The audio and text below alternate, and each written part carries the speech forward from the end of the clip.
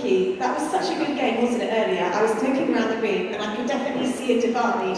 There were the people who were really, really competitive and like really into it, and there were the others that were just like not feeling it. They're like, I've had my dinner, and this is me now.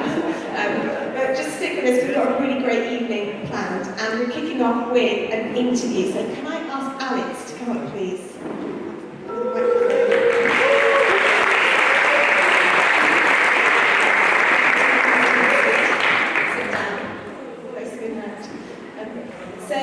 My name's Helen, and I am a church engagement officer.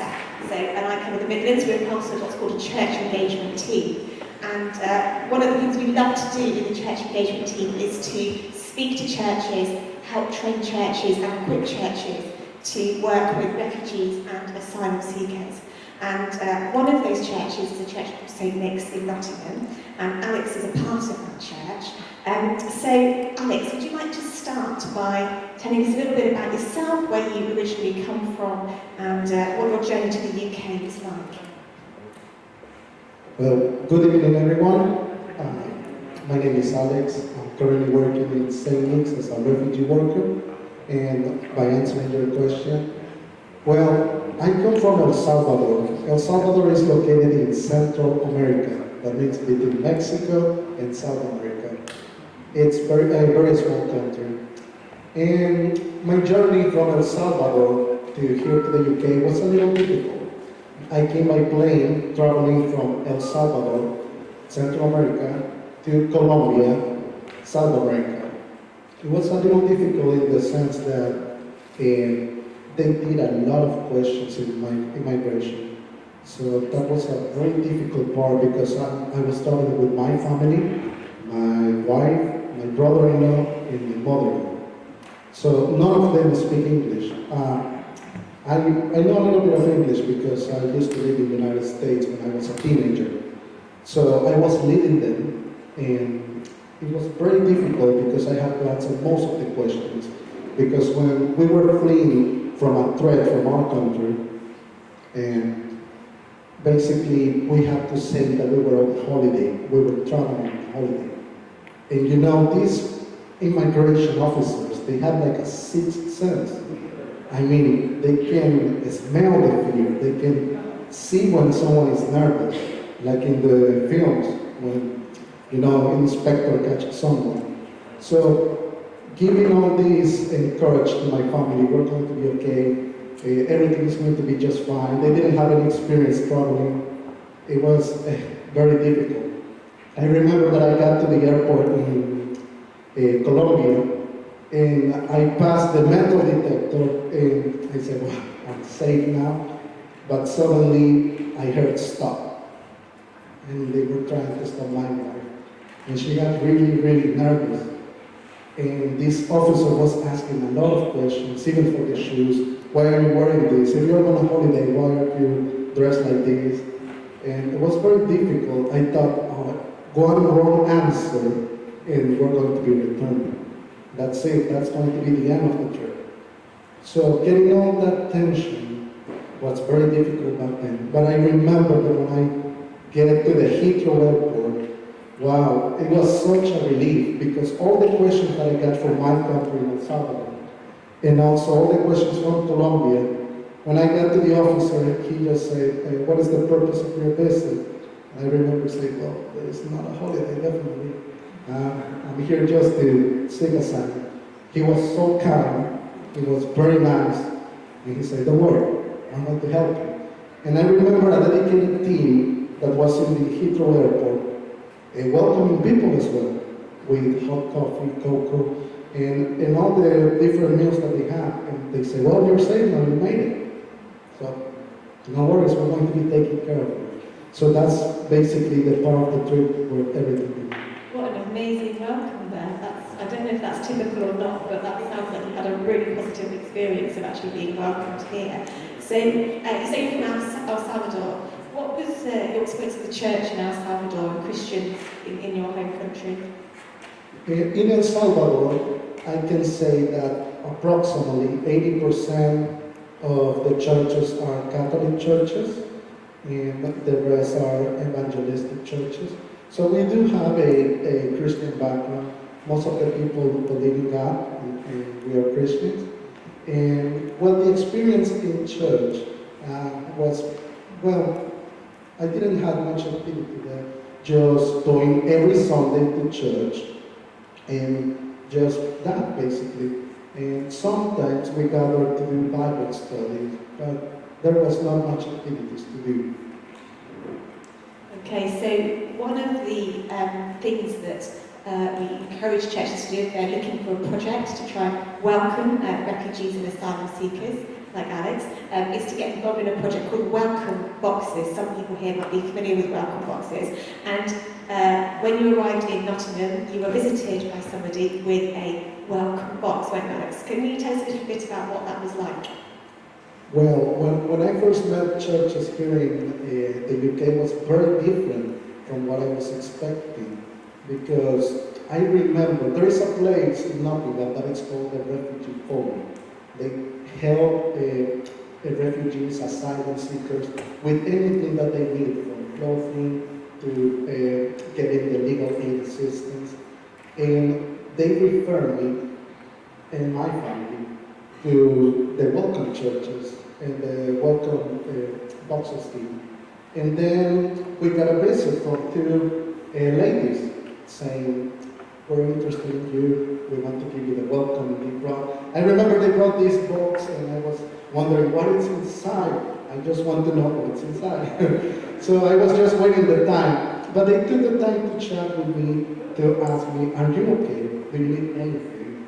And well, it was very nice because I didn't know anything about the city where I was just recently moved, but it was Nottingham. So it was nice to hear you can get a supermarket nearby. I didn't realize that I got a Aldi like 5 minutes from where I live, and I was walking like half an hour to another supermarket. And I said, "Well, didn't know, didn't show up on Google Maps." And they said, "Well, maybe it's not updated."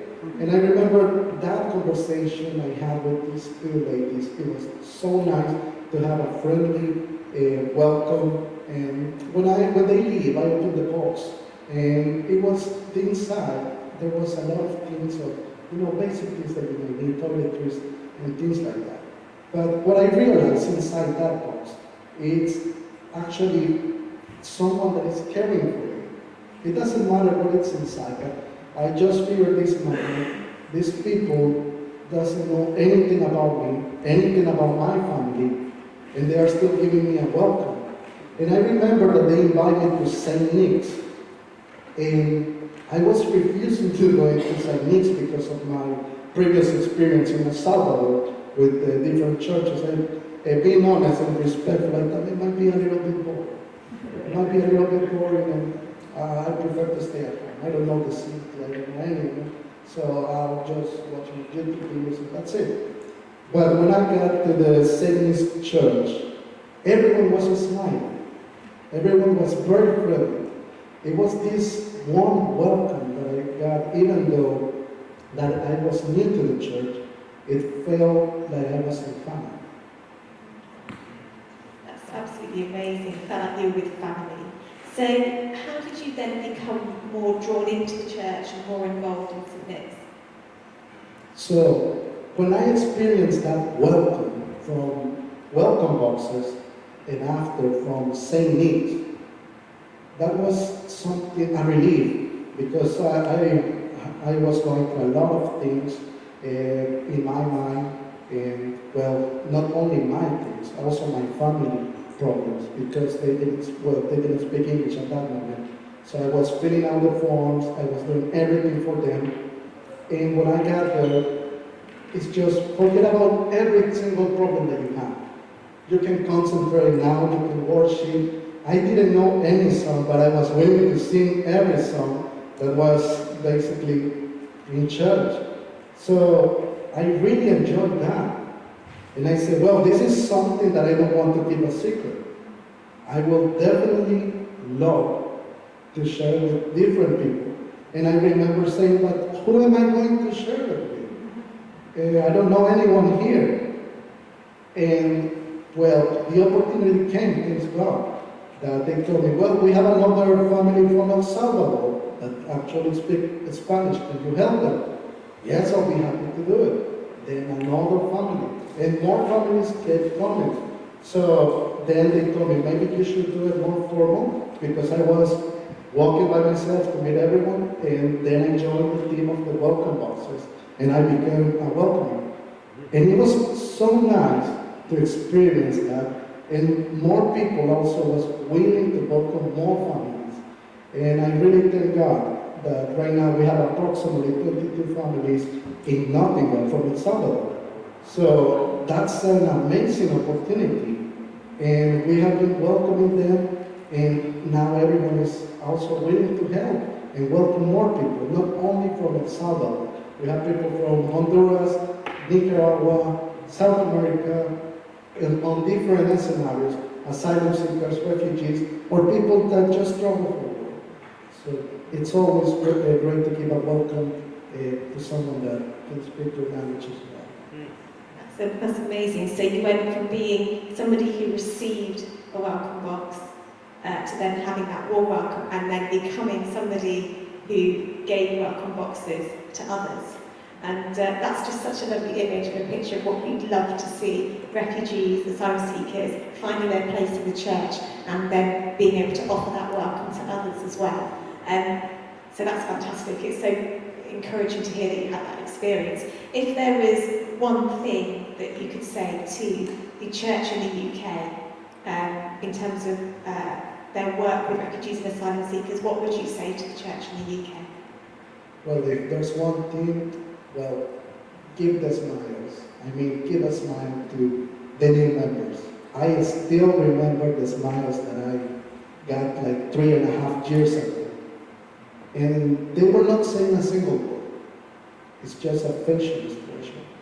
And when you give them a smile, it's so friendly and it's so nice. And I think it's a good way to start. It's an amazing way to start.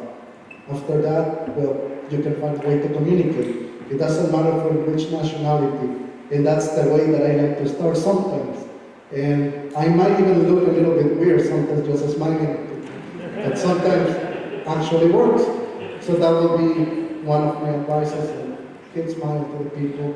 Sometimes you will make them, you will make their day. Fantastic. I don't think you look weird if you smile.